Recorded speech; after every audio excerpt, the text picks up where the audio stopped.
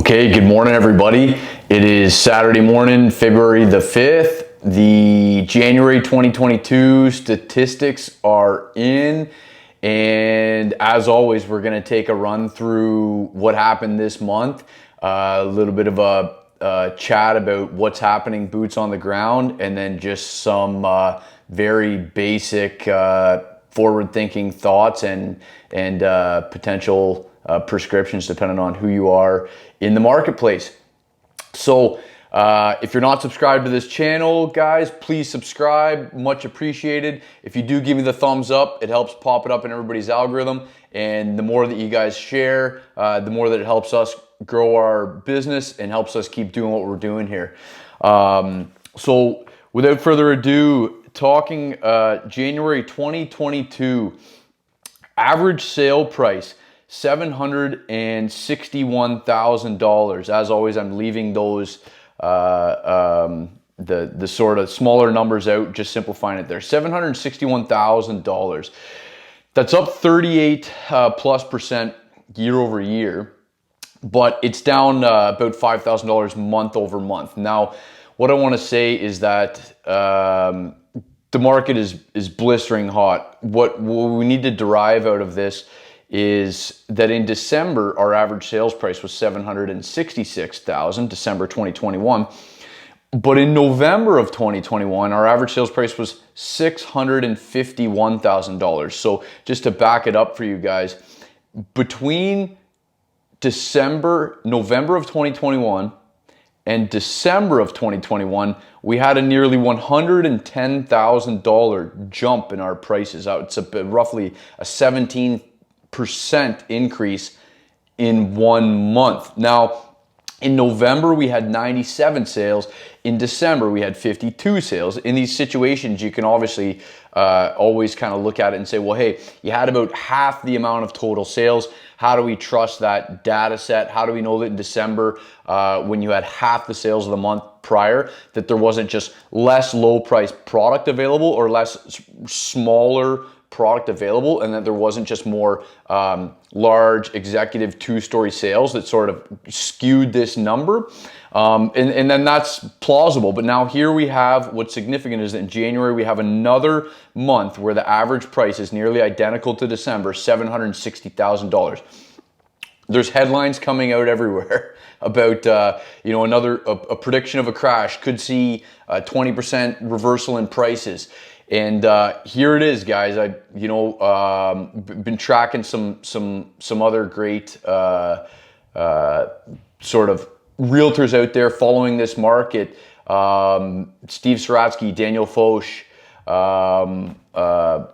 Bald Prairie Real Estate, and everybody. We're all on the same page here. Like, look, they're getting these doom and gloom headlines to try and get people to slow down their speculative outreach. And headlines like this, prices might reverse 20%. 20% is only taking you back 2 months right now. 2 months. That's going from, and in a month ago, we were talking about 1 month. If there was some headline splashing over there, prices could reverse by 20%. That means, okay, well, that takes us from December of 2021 back to November of 2021. So none of our problems would be solved, and nothing really major there would have been no earth-shaking changes to the landscape there as the way people felt it. So moving through, in months of inventory in January was 0.9%, close to 1 month of inventory, still very unbalanced. I'm going to pop up the link somewhere here for you guys, for anybody who wants to dive deeper into what is months of inventory, what does it mean. 1 month is extremely unbalanced, still a seller's market by every measure, but the inventory in December was 0.3. So inventory was trending upwards in January, which is a good sign. We should expect to see that go up again in February and continue to rise, hopefully stay above 1 month, get a little bit closer to 1.5 or 2 in March and April. And what that should do is relieve a little bit of this pressure, relieve a little bit of, instead of having a graph, I posted it on my Instagram there last night, the graph just going and almost straight up.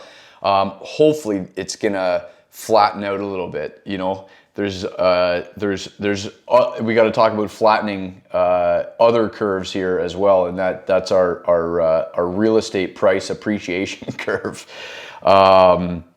And so a couple of trends here. We know that interest rate hikes are coming. I talked about that, I believe it was last week. I'll post a link for that too for anybody interested in just a little bit of dialogue on what's going on with rates.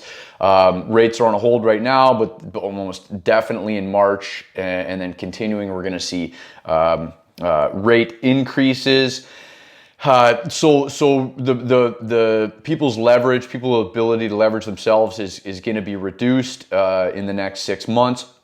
What does that mean? I think that what happens is that we're seeing so much interprovincial migration ongoing. I'm getting emails, outreach on a weekly basis from people looking to move here from other cities. On listings that we have, we're consistently, about half local people looking for homes, and we're about half people that are moving from other cities where it's just become unbearably expensive. As though it isn't here, we're talking people beyond Oshawa, closer to the GTA, in Brampton, Ajax, Pickering, Vaughan. And they're capitalizing on homes that they've seen, $500,000, $600,000, $700,000 in appreciation in a short amount of time, and they want to move up. They're having another kid. They simply can't afford something bigger in their area. Their jobs are totally portable. We're seeing headlines out there about people saying, that people are acting right now as though interest rates will always be cheap and that rates are never going to go up. That's how people are behaving. But another trend that I'm noticing too is that people are also behaving as though COVID, hybrid work schedules and work from home schedules will also never end. And that could be so. People are obviously making very deep decisions here when they decide to move to Peterborough based on the fact that their employer in Toronto or in the GTA has given them almost full work from home status 2 years into this thing. And when we've got the last wave of this, the Omicron that has been less, arguably a little less fatal than all our Delta stuff. And I got to watch what I say. I might get a video pulled down here. That's not I don't want to speculate on the status of COVID at all. But what I do want to talk about is that it seems like ongoing here, at this point, I think many employers probably could have pulled back into in-person meetings and more on-site staffing. And it looks like there's continuing to be that trend that this is going to be something that has permanently changed potentially. So I'm going to talk about this a little bit more in the coming weeks. People always talk, you hear the theory in real estate and markets, you get this, we do move in cycles, and what goes up must come down. But if we're speaking in analogies, I want to bring another one to the table. That's not always true. What goes up must come down. Let's talk about, figuratively speaking, when we look at this as a landscape. Look at our graph and how it's rose. Think about a mountain. What is a mountain? It's two tectonic plates that have smashed together, and they forced literally the face of the earth upwards, and it's permanently changed.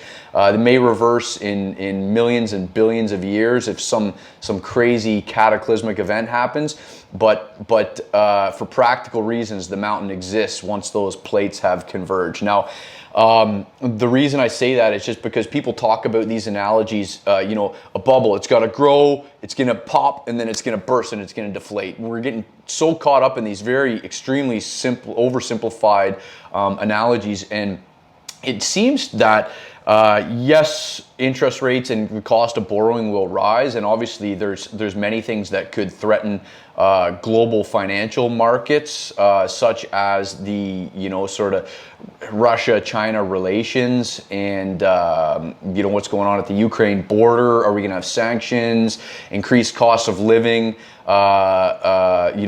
continued supply constraints and inflationary pressures with maybe international sanction wars going on here, with what's happening on the political front. But it appears that a trend that has not really started to track backwards yet is the work from home statuses. And that's where I'm going with that, is that if this has permanently changed where people have to live to earn strong incomes, the people of Peterborough are in trouble, because we are consistently fielding, young working couples that are making between 60 up to, six-figure incomes, 60,000 to six-figure incomes. The two of them that are working knowledge work jobs in Toronto, totally portable. Hey, why would I live in, an overcrowded, Brampton or Pickering, where I can't get a 4-bedroom house and I want to have another kid, and then I start looking at moving. Okay, well, why would I go to Oshawa? Why would I go to Bowmanville? Yes, if I ever do have to go to work, it's quicker to get back there, but it doesn't appear I'll have to do that. And then okay, well, if I can buy a nice, well-appointed 2-story home, relatively new, there for 1.5, and I can come here and buy the same thing for a little over $1 million, what's stopping me from going the extra 45 minutes to Peterborough? Now, arguably, that's kind of where it ends, because there's not enough supply for the type of properties that young and growing families are looking for once you extend Norwood, Marmora, etc. So when you burst out from the GTA core, you find a few self-sustaining cities that are their own entire, have full set of amenities, and you go out, you've got London, you've got Niagara, you've got Kingston, you got Peterborough. You don't have a ton of options when you start to look at these, like you look at Bowmanvilles and Curtis and these type of things, Newcastles. You kind of have these commuter towns where you don't have what Peterborough has in way of a regional hospital, the Costco's, the downtown core, the entertainment, the natural beauty, the proximity to the lakes, the hiking, everything is there. That, to me, it feels like when I'm talking to people that are looking to move here, they see everything in Peterborough that they want to see and lower prices, and they can port their incomes here. So seems like an ongoing trend that we're going to have interprovincial migration pressure. And what happens when rates do start to rise? Arguably, it just makes it even less affordable to upsize and get detached for your family to grow in around the GTA core. And with continuing immigration, look, guys, our government's not looking to immigrate 75-year-old retirees, and they're not looking to immigrate an 18-year-old individual self-standing people that aren't educated. They are immigrating people that are in the peak prime of their earnings career and their output, because that's what we need, is people, to sort of prop up our own aging population here and continue carry on the workforce. So who's moving in? It's people that want to grow a family. They've already got families and they're looking to grow them, or they have big enough families that they need detached real estate. They don't want to move into downtown condos. And as interest rates rise, where the absolute threshold of affordability, where people just simply cannot afford these homes, even on their dual six-figure incomes, is Toronto. So when interest rates go up, people just got to drive further. And it seems like the end of the line is Peterborough. That's where the train track stops. And so I think as rates rise, just more people continue to speed up how quick they leave the GTA, and we see more of an arbitrage where, boom, people are leaving they're going right past Oshawa, Whitby, Bowmanville, Curtis, and they're coming as far as they can go, where they still see a viable city, fully built out city option in Peterborough. So not to mention, last thoughts, I logged onto our system today and scrolled through the last 7 days of sold data in Oshawa. And as crazy as it is to see that our sales price is, above $750,000, and when we think about the average sale price, we're talking about the average home. And when we talk about the average home, we're looking at a 50s to 70s brick bungalow, 1,000 to 1,200 square feet on the main floor throughout Peterborough. And for that being $750,000 here, as devastating as that is, it's about $1 million in Oshawa. I just clicked and click through 20 sold listings this morning, and $1 million, $970,000, $1,020,000 for the exact same thing. These little brick bungalows, 50s to 70s construction. That's what it is in Oshawa. So guys, they're $250,000 ahead of us in Oshawa. As rates rise, what's going to happen when people get tapped out at that $1 million threshold where everything has to go up, their down payments are going up? What happens? Do people start to default en masse, or as soon as they're feeling the pressure, do they sell in Oshawa and port to Peterborough? Or when people are looking to make that move, are they planting in Oshawa for $1 million? You get that same little brick bungalow, or are you coming to Peterborough? I don't know. These are all just thoughts. I'm open to your opinions. Of course, I don't want to steer anybody into buying right at the peak of a market and sending them into impending doom and life in a backwards mortgage. So everybody's forward motion and forward thinking is on a case-by-case basis. How long you've been in your job, what your career potential upward mobility is, your stability with your spouse or your family, your long-term goals and projections about where you want to live, what you want to achieve, what you want to do. Just so onto that, your timeline, your absolute timeline. How long will you live in the home you're going to be in? Do you have the potential to maybe reach out and buy a second property and turn the first one you buy into an income property in the future? Instead of having to sell, you can hold. These are all things that need to be considered. You really need a holistic perspective. I can't step on here and say, guys, Peterborough's going up forever, buy now or you'll never be able to afford it. Absolutely not. Right now, all in all, I think the fundamentals are still strong for Peterborough no matter what's going on, because the way that we fit into this big macro picture, I think that there's still so many healthy currents below us, not to mention our lack of new construction supply, new detached supply. We really don't have any significant amounts coming down the pipelines comparative to the amount of demand we have. So if you're looking to buy, and you want to do a high-level overview of where you're at, what you're trying to achieve, and see if we can help you out, our team is as built out as ever to be able to help as many people as possible. Let's get on a call. Let's chat. If you're looking to sell right now, really you have the world's your oyster, as long as you know where you're going to go and you have a plan there. And that's quite complicated right now as well. Are you going to snowbird? Go 6 months down south? What do you need here for accommodations during the time that you're here? Because you're really not going to like what you're going to get for when you go to move your money. You're just porting it. But when you have seen large percentage gains on what you own in the last 5 years, when things have gone up on a percentage basis, if you owned $1 million home, you have reaped more benefits than somebody who's owned something very small. So when you cash out on that big property, you are still getting a bit of a spread, so to speak, and you're coming out with some change in your pocket when you downsize, no matter what. But there's still smart and less smart ways to do that and get out with the most money. So if you're looking to sell, you're trying to somewhat time it, we got to understand your situation.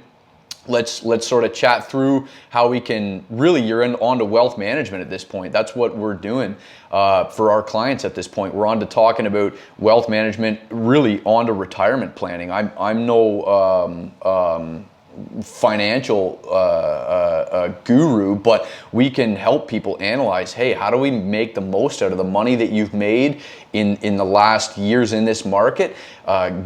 Keep the most of it for yourself. Make sure you don't turn too much of it into cash at this point that's going to just get eroded by inflation. How do we make some smart moves? And if you like real estate going forward as well, how do we take the money that you've earned and you want to downsize, you don't have kids anymore, and put it into something that's going to help you continue to preserve, protect, and grow it? These are the conversations we're having with our people. So if you guys want to jump on a call and you're thinking about selling, you guys know where to reach us. All my contact info is down below. Email us, we'll set up an appointment. Thanks so much, everybody, for watching, and I hope you got some value out of this. Again, please like, share, subscribe, and we're doing a video a week, or we're trying our best in 2022. So I'll look forward to catching up with everybody next week. Take care.